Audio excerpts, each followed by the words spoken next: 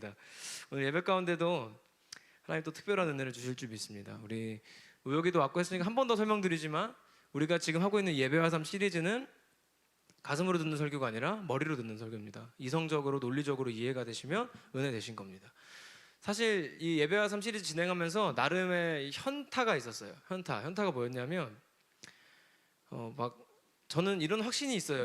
오늘 컨빅션 확신 티셔츠를 입고 왔어요, 일부러. 근데 어떤 확신이 있었냐면, 예배를 잘 가르치고 예배를 잘 드리면 거기서 모든 것이 다 파생돼서 해결된다고 저는 믿었어요. 확신하고 믿었는데, 사실 아주 솔직한 고백이지만 거의 한 1년 가까이 지금 뮤지컬 만들고 준비하면서 지금이 너무 힘든 거예요. 진짜 1년에 사실 10곡 내는 것도 힘든 일이잖아요. 근데 MR을 14곡을 만들어야 되는 거예요. 물론 한 2곡 정도는 만들어 놨죠. 근데 막 편곡하고 이거 악기 막 찍어대고 녹음받고 막 편집해야 되고 하는데, 야, 이거 돈 몇백만 원 있으면 그냥 다 돈 주고 맡기면 되는 거를 이게 돈이 없어서 내가 혼자서 하는구나, 막 솔직히 이 마음이 드는 거예요. 너무 힘들다. 이게 내 주변에 돕는 사람이 없지라고 생각을 했는데, 갑자기 이번 주에 왔더니 사람을 막 꽂아놔, 하나님이 막 이렇게. 하나님 다 알고 계시군요. 네, 그런 마음으로 좀 위로받고도 왔는데, 저는 그래서 정말로 그렇습니다. 이 예배하면 하나님이 예배를 알고 예배를 제대로 하면 거기서 모든 것들을 파생시켜서 해결하신다는 거를 오늘 또 확신했어요. 그렇게 하면서도 현타가 왔지만, 그럼에도 하나님 예배 와서 한번 해야 되잖아요 하고 준비를 하는데 또 이 생각이 드는 거예요. 솔직히 좀 어렵다는 생각 안 하니? 막 이 마음 있죠. 여러분은 어떻게 생각하는지 모르겠어요. 저 개인적으로는 지금 하고 있는 시리즈가 사실 쉽다고는 생각 안 해요. 평신도가 듣기 어려울 수도 있다고 생각은 하는데, 그 생각이 막 찾아오니까 그냥 더 쉽게 원래 하던 거나 해, 약간 막 이런 마음이 또 오는 거예요. 근데 그 와중에 지난주에 중고등부 아이들은 오랜만에 이 피드백하는 시간을 다시 부활시켜서 이제 하고 있는데, 아이들이 쓴 거를 보고 제가 완전히 자리 잡았습니다. 이거는 확신하고 해도 되겠다. 그래서 애들이 쓴 걸 한번 읽어드릴게요. 여러분한테도 똑같은 은혜가 될 줄 믿습니다. 주일이, 중고등부 아이들이 쓴 겁니다.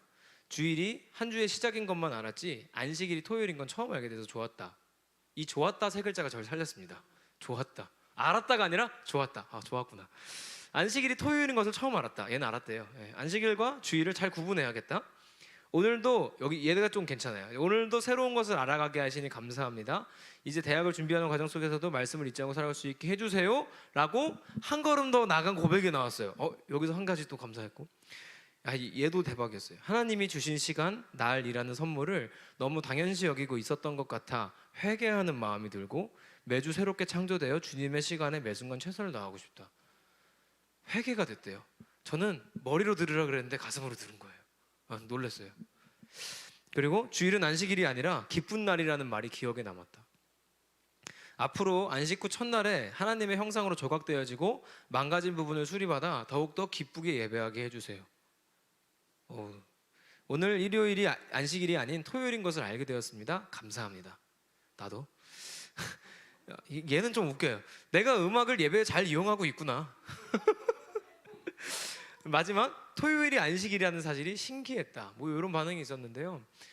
그러니까 확신했어요. 지금 읽고 있는 책이 이제 교회이야기라는 책을, 두꺼운 책을 읽고 있어요. 칼바르트라는 쓴 사람이 쓴 책을 읽고 있는데, 오랜만에 다시 보는데 그 문구가 너무 기억에 남았어요. 믿음은 알미다. 알아야 믿을 수 있다는 거예요. 몰라서, 저는 이 확신을 가지고 사실 이 시리즈를 시작했어요. 우리가 예배를 알지 못해서 은혜가 안 된다. 근데 예배를 알면 은혜가 된다 라는 생각으로 시작했어요. 그래서 오늘은 이렇게 모인 거예요. 우리가 악기가 없어서 예배 못하는 것이 아니고, 그리고 여기에 많은 사람이 모일 수 없기 때문에 예배를 못하는 것이 아니라, 전 예배를 모르기 때문에 예배가 제대로 안 됐다고 생각해요. 그래서 우리가 오늘 또 한 가지 알아가시면서 더 깊은 예배 가운데로 나아갈 수 있길 바랍니다. 자, 여러분, 중요한 질문이 있어요. 아주 중요해요. 8월 21일이 무슨 날일까요? 아는 사람이 있어. 감동적이야. 8월 21일은 제 생일입니다. 놀랍게도 중고등부에서 한 명도 몰랐습니다. 몰라도 돼요. 근데 자, 여러분한테는 8월 21일이, 속에 있는 얘기 솔직하게 생각하세요. 솔직하게. 여러분한테 의미 있는 날입니까? 그렇지, 아니라고 하잖아요. 이제 아니죠. 나한테는 의미 있어요. 난 되게 의미 있는 날이에요. 여러분한테는 솔직히 아니잖아요. 여러분 생일만큼 의미 있다 그러면 그게 문제 있는 거예요. 이상한 거죠. 그죠? 자, 한번 이렇게 생각해 볼게요. 함부로 실명을 걸어놓으면 안 될 것 같아서 자 누군가가 여자친구와 남자친구가 교제를 하고 있어요. 연애를 하는데 100일이 됐어요. 그 100일은 누구한테만 의미 있습니까? 그 두 사람한테만 의미 있어요. 우리한테 의미 없습니다. 그런데 이제 꼭 와가지고 이제 중고등학교 때 100일이라고 100원 달라 그러고 막 말 같지도 않은 거죠. 지네 둘이만 의미 있는 건데 우리한테 왜 돈을 달라 그래? 그래서 지네만 의미 있는 건데 이상한 거죠. 그러니까 이 날이라는 게 의미가 있는 이유는 뭡니까? 우리가 의미를 부여했기 때문이죠. 예를 들어서 10월 9일 한글날 일하신 분 손 들어보세요. 출근하신 분. 자 여기 둘 셋. 자 이분들한테 한글날이 휴일입니까? 아니죠. 왜 아니에요? 일했으니까. 그날이 휴일인 이유는 뭡니까? 우리끼리 휴일이라고 의미를 부여했기 때문이죠. 미국 가면 휴일이에요? 아니잖아요. 그죠? 그 날이 어떤 대단한 날이어서가 아니라 우리가 그날을 한글날로 지정했기 때문에 의미가 생긴 것이죠. 우리 예배가 그렇습니다. 우리 예배가 어떤 사람한테는 매주 똑같이 드리는 의미 없는 행위일 수 있어요. 근데 왜 의미가 없을까요? 물론 의미 없이 드려지는 예배들이 실제로도 있죠. 근데 더 큰 문제는 뭐냐면 앉아있는 사람이 예배에 의미를 부여하지 않는데 어떻게 예배가 의미가 있습니까? 당연한 거 아닙니까? 어떻게 예배를 해도 앉아있는 사람이 1시간 동안 게임하다 가면 PC방에서 1시간 하는 거랑 똑같은 거예요. 뭐가 달라요?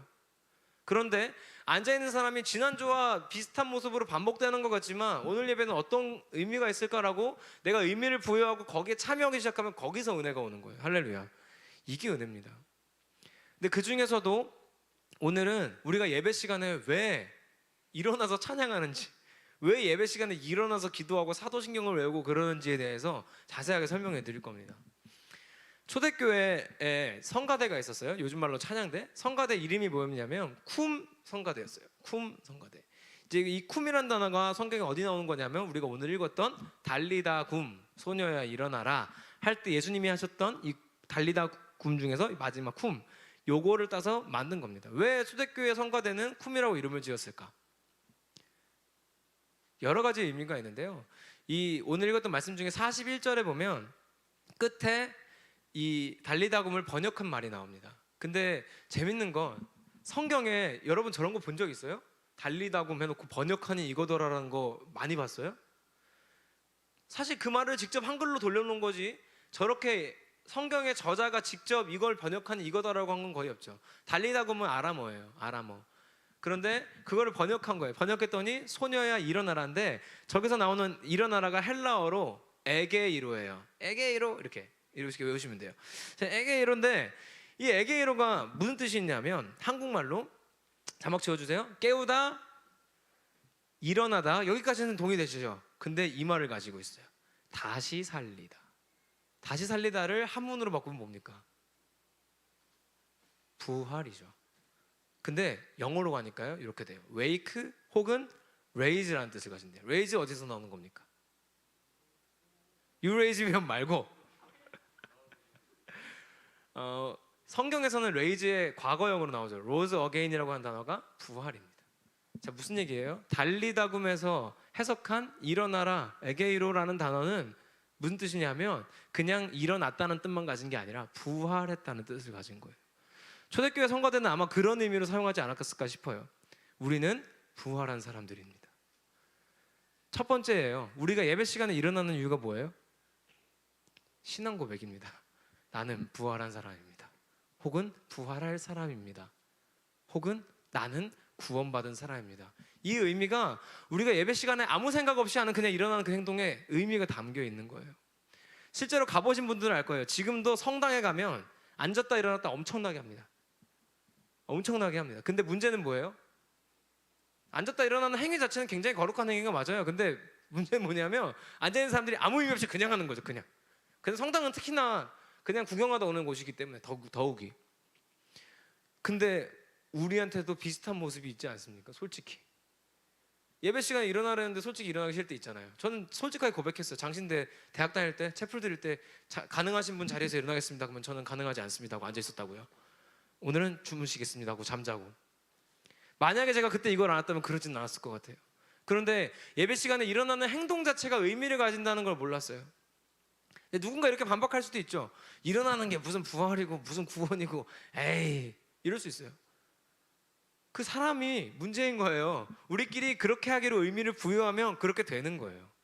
우리가 일어날 때 마음 가운데 하나님, 제가 오늘도 부활한 사람은 하나님을 예배하는군요. 감사합니다. 라는 마음으로 일어나기 시작하면 여러분 예배 앞에 제가 일부러 이것도 하는 거예요. 자리에서 일어나서 함께 찬양하겠습니다 하는 것도 일어난다는 데에서 강조하고 싶어서 하는 거예요. 나름 생각하고 고민해서 결정한 거예요. 우리 인도하시는 분들 참고하세요. 그래서 하는 거예요. 그래서 일어났는데 일어나면서 정말로 아, 내가 부활한 사람이구나, 오늘은 그런 마음으로 찬양해야지라는 마음이 들어오면 그걸로 된 거예요. 거기서부터 예배가 바뀌죠.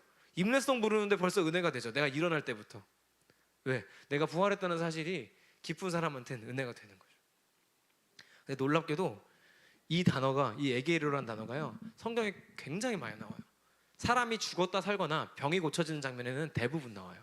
어디냐면 그 누가복음 7장에 가면은 과부의 아들 청년이 죽습니다. 근데 예수님이 지나가다가 죽었어? 살려줄게 하고 살려요. 그게 에게이로예요. 일어나라 했을 때 일어나시고요. 그 다음에 예수님만 한 게 아니라 사도행전 3장에 갔더니 베드로가 은과 금은 내게 없거니와 주 예수 그리스도 이름으로 일어나 걸어라 했을 때 일어나는 것도 에게이로예요. 뭡니까? 우리가 일어난다는 고백 안에 그냥 부활했다는, 죽었다 살았다는 의미만 있는 게 아니에요. 병이 나은 것도 맞고요. 그 다음에 삶의 문제가 해결된 것도 맞아요. 우리가 예배 가운데 내 삶 가운데 가지고 있는 문제를 가져왔을지라도 우리가 그 일어나는 행위를 통해서 예수님 앞에 올려놓고 예수님이 일어나 걸어라 했을 때 해결됐던 것처럼, 우리가 그 문제들을 가져와서 올려놓았을 때 우리가 일어나는 순간에 막 해결된 역사가 막 임하고 실제로 이렇지 않을 수 있어요. 그건 아니지만 우리가 의미를 부여해서 그런 은혜를 받아갈 수는 있죠. 그렇죠? 하나님, 제가 오늘 이런 마음으로 여기 왔습니다만 제가 지금 부활할 사람으로, 한 사람의 구원받은 사람으로, 부활한 사람으로 일어납니다. 예배 가운데, 성경 가운데 주신 그런 역사를 저에게도 주시옵소서. 이 말을 다 하지 않아도 우리가 일어나는 행동 안에 다 담을 수 있다고요. 담아내서 일어나는 사람이랑 그냥 앉아있다 일어났다 앉았다 하는 사람이랑 같을 수 있습니까? 같은 게 불가능하죠. 심지어 여기서 끝나지 않아요. 그 다음 42절에 또 일어나다라는 표현이 나오는데요, 여기서 다른 단어를 써요. 아니스테미라는 단어를 쓰는데, 헬라어로. 이 아니스테미는 이 뜻을 제가 헬라어 사전에서 보고 나서 아주 소름이 돋았었어요. 첫 번째 뜻은 일으키다 해요. 두 번째 뜻이 뭐냐면 존재하다예요. 그리고 이 같은 단어가 어디에 나오냐면 예수님 마가복음 2장에서 제자들을 불러요. 나를 따라라. 그랬더니 제자들이 일어나서 따라갔더라 할 때 일어나다는 게 아니스템이에요. 존재하다. 존재가 바뀌었다. 우리가 예배 시간에 일어나는 행위 안에 내 존재가 바뀌었다는 고백이 들어있는 거예요. 전에는 내가 주인이었던 사람이었지만 이제는 나 예수 믿고 하나님이 내 인생의 주인으로 바뀐 존재입니다.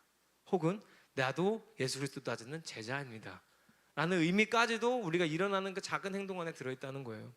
여러분, 우리가 그냥 일어날 수 있습니까? 부활한 사람이고 구원받은 사람이고 내가 예수 그리스도의 제자로 이 신앙을 고백하는 그 자리에서 일어나는 그 행동을 하는데 그냥 할 수 있는 사람, 그냥 하는 게 더 대단한 거죠. 우리가 이제 알았다면 우리가 당장 오늘 지금 악기도 없이 그냥 피아노 한 대와 우리 목소리를 드리는 예배 가운데에도 일어나서 찬양하는 가운데 그런 역사가 임할 수 있는 건 우리가 그렇게 의미를 부여했기 때문입니다. 이 뒤에 일어나서 이루어지는 기도의 과정들, 사도신경 고백까지도 우리가 일어나서 아 맞아, 나 예수님 제자지, 나 부활할 사람이지, 나 구원받은 사람이지 라는 마음을 품고 의미를 부여하고 하는 사람이랑 그냥 하는 사람이 같을 수 없죠. 우리가 교회에서 드리는 예배가 점점 더 깊어지고 좋아질 수 있는 건 우리가 예배에 흘러가는 모든 순간, 모든 소리, 여기에 지나다니는 냄새까지도 하나님을 예배하게 할 때 우리의 예배는 점점 더 깊어질 겁니다. 그러려면 우리가 알아야 됩니다. 왜 사도신경을 하는지, 왜 주기도문을 하는지 알지 못하는데 어떻게 의미가 생겨요? 알아야 됩니다. 그래서 우리가 예배를 알아가면 알아갈수록 여러분의 예배는 깊어질 것이고 여러분은 예배하지 않고는 배길 수 없을 겁니다. 저도 몰랐습니다. 저도 몰랐어요. 안 지가 몇 년 안 돼요. 근데 알고 나서 달라진 건 확실해요. 우리가 예배의 의미를 부여하고 달라지기 시작할 때 우리 모두가 드리는 예배도 변화될 줄 믿습니다. 저는 그래서 오늘 여러분을 이렇게 앉힌 거예요. 우리 유튜브 여러분들도 여기 앉아있는 사람들 오랜만에 보지 않았습니까? 근데 왜 이렇게 앉아있냐면요, 우리가 마주보기 시작하잖아요. 서로가 서로에게 예배의 형식이 되고 순서가 됩니다. 무슨 얘기인지 아세요? 우리가 앞에만 보고 예배할 때는요, 극장식 예배라 그래요. 극장식으로 예배할 때는 앞에 있는 사람 구경하게 돼요, 사실. 그런데 우리가 서로를 바라보고 예배하기 시작하면 저 사람이 이 찬양을 이렇게 고백하는구나가 나에게 은혜가 될 수 있어요. 그러잖아요? 그러기 시작하면 여러분 서로가 예배의 순서가 되고 예배의 의미가 돼요. 이게 우리 개신교 기독교 공동체가 여기에 모여서 예배했던 이유고 지금까지 예배해왔던 이유입니다. 그래서 같이 예배드렸던 것이고 혼자가 아니라 우리가 예배 안에서 하는 모든 행동들이 다 예배가 될 수 있다니까요. 내가 예배 시간에 좋아서 손 들고 찬양했던 행동 하나가 오늘 한올이가 아침에 특송하다가 전주를 딱 했는데 마이크를 안 켜가지고 중간에 마이크를 켜는 행동 하나도 누군가에겐 예배가 될 수 있다고요. 얘는 실수해서 한 건데 누군가가 의미를 부여해서 멋있다 이러면 거기서 은혜가 되고 막 예배가 일어나고 막 가능하다는 거죠. 정말이에요. 정말이에요. 그러니까 농담 같지만 정말이에요. 그래서 우리가 여러분 내가 예배하는데 내 움직임도 내가 일어나는 움직임 하나도 예배가 된다 생각하면 함부로 할 수 없어요. 함부로 할 수 없겠죠. 누군가는 나 때문에 예배하지 못할 수도 있다는 말도 되니까. 반대로 누군가는 나 때문에 예배하지 못할 상황에서도 예배할 수 있게 된다는 뜻이니까. 할렐루야.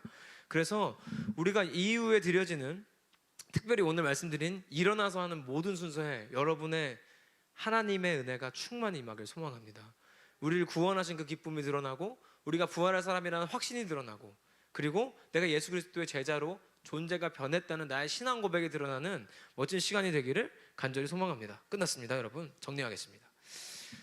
자, 우리는 의미라는 걸 부여할 때 정말로 의미가 생겨나기 시작합니다. 우리가 살아가는 삶이 그렇고 날이 그렇고 우리가 드리는 시간이 그렇습니다. 그런데 예배가 의미 없게 느껴지는 건 무엇 때문입니까? 정말로 드리는 예배가 의미 없기 때문입니까? 아니면 내가 의미를 부여하지 않기 때문입니까? 우리는 의미를 부여하지 못하기 때문에 그럴 때가 많습니다. 왜? 알지 못하니까. 그래서 오늘은 많이도 아니에요. 딱 한 가지만 나눴어요. 우리가 예배 시간에 자리에서 일어나는 행위에는 달리다 굼 하시면서 소녀를 일으키셨던 예수님의 그 부르심, 그리고 우리 거기가 응답하면서 그렇습니다 예수님, 제가 구원받은 사람입니다 라는 고백, 그리고 다시 살리다, 저는 부활한 사람입니다 예수님, 또 부활할 사람입니다 예수님, 감사합니다 라는 고백, 그리고 일어나서 나를 따르라고 했을 때 일어났던 그 제자들의 고백, 나의 존재가 바뀌었습니다, 나는 예수 그리스도의 제자입니다 라는 이 모든 고백이 여러분이 일어나는 순간에 고백되어지고 간증되어짐을 확신하시고 예배 가운데 의미를 부여할 수 있기를 간절히 바랍니다. 여러분 그렇게 의미를 부여하고 움직이기 시작하시면요, 예배의 모든 순서가 은혜가 되실 겁니다. 그러면 저한테 물어보고 싶은 게 생기실 겁니다. 저는 청년부 사역하면서 기대했던 게 있어요. 처음 기대했던 게 뭐냐면, 여러분이 어떤 질문을 가져와도 나는 답하고 싶다 라는 마음이 있었어요. 그래서 정말 어려운 질문들을 공부하고 연구하고 계속 알아놓고 메모하고 막 준비를 했어요. 근데 놀랍게도 지금까지 저한테 물어본 사람이 거의 없어요. 5, 6년 전부터 준비를 했는데 아무 쓸모가 없었어요. 지금까지. 쓸모 있어지기를 바라요. 정말로요. 여러분 하나님 앞에 궁금한 게 생긴다는 건 성장한다는 뜻입니다. 그래서 우리가 예배를 궁금해하고 예배에 대해서 하나씩 알아가면서 우리에게 예배가 더 깊어지고 또 기뻐지는 역사가 있기를 소망합니다. 기도합시다.